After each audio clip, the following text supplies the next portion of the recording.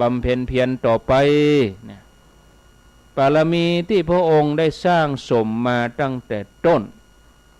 ก็ได้หลั่งลงมานะหลั่งลงเป็นน้ำตกเหนือพื้นดินนะหม่อมฉันได้รองรับไว้ด้วยมวยผมจนมดจนเสี่ยง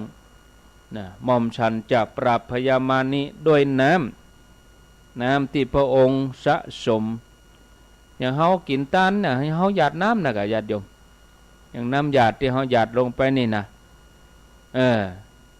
เมื่อแม่ธรณีกราบทูลพระเจ้าแล้วเปิ้นก็หูดน้ำจากมวยผมนะหูดลวดเดียวกลายเป็นน้ำแม่ใหญ่ท่วมทับมารไปหมู่มารก็ป้ายก้านไปศาสตราวุธของมารทั้งหลายกลายเป็นทุบเทียนปูชาพระเจ้านี่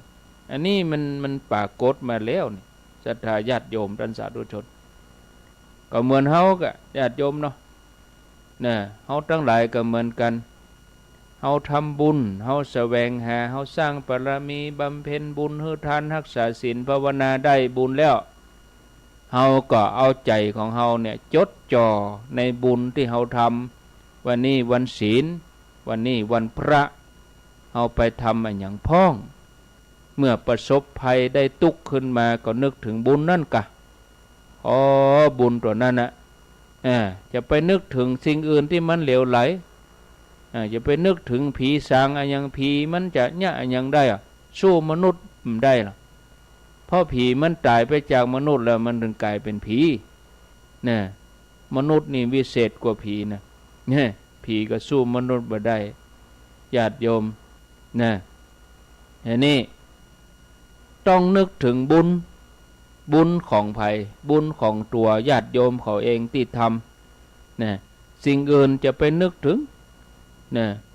เมื่อต้องภัยได้รับทุกข์ยากลำบากอย่างใดก็นึกถึงบุญนะเอาใจจะลดจดจ่อจะทำมาค้าขายอย่างก็เอาใจจะลดจดจ่ออยู่ที่บุญซื้อง่ายขายคล่องได้กำไรงามทำสวนทำนาก็เอาใจจดจ่อเรื่องบุญผลนะสวนจะได้ผลผลิตผลิดอกออกผลมามีความงามเกินกาหรือรับแจ้งราชการ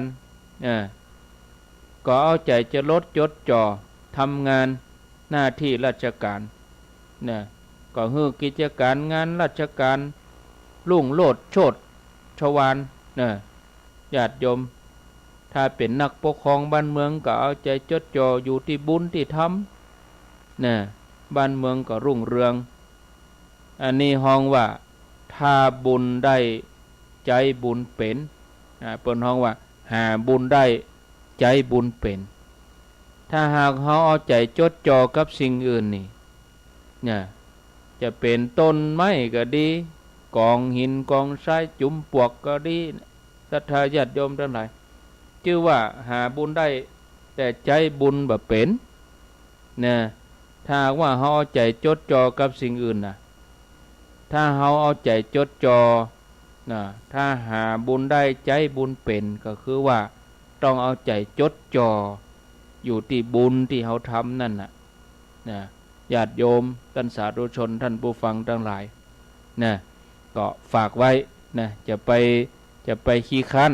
คือหมั่นบำเพ็ญทานรักษาศีลเจริญภาวนาไว้เสมอเพื่อเราจะได้รับความสุขถึงจากนี้แล้วก็จากหน้าญาติโยมทั้งหลาย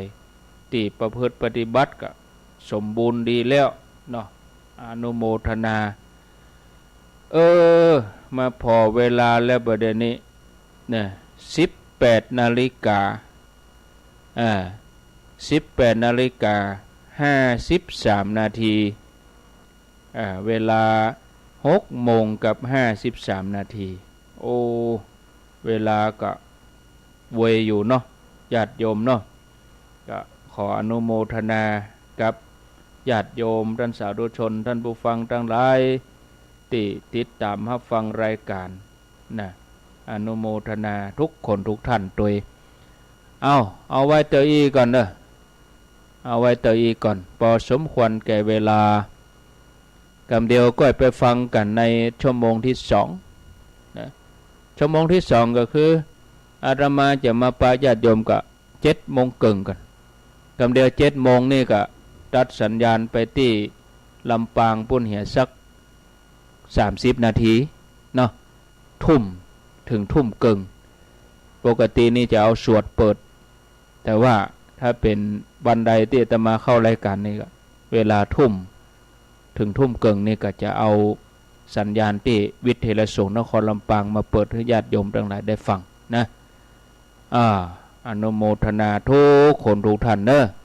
อายุวันโนสุขังปลัง